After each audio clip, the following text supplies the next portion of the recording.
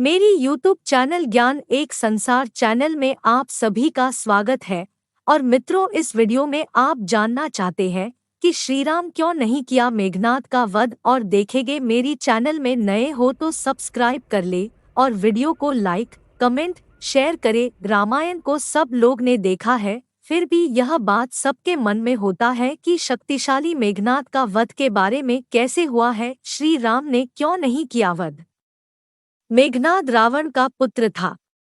उसने इंद्र पर विजय हासिल कर बंदी बना लिया था, लेकिन ब्रह्मा जी की आज्ञा के कारण उसने इंद्र को छोड़ दिया।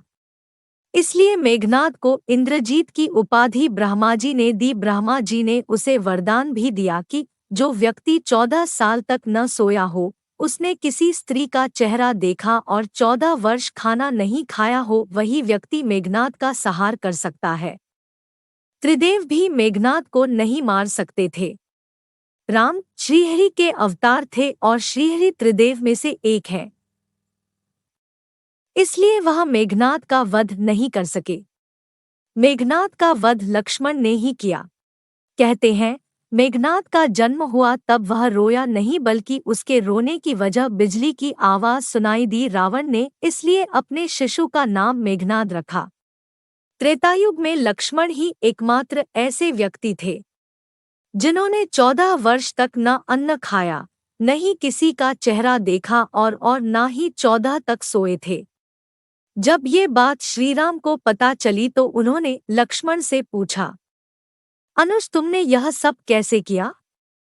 तब लक्ष्मण जी ने कहा, जब आप सुग्रीव के साथ माता सीता के आभूषण देख रहे थे, तब सिर्फ मैं उनके पैरों के आभूषण ही पहचान सका, क्योंकि मैंने कभी उनका चेहरा नहीं देखा था।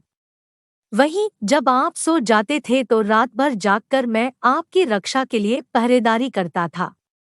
एक बार निद्रा मेरे पास आई तो मैंने उसे अपने बाणों से पराजित कर दिया और फिर उसने यह वचन दिया कि वह 14 साल तक मेरे पास नहीं आएगी।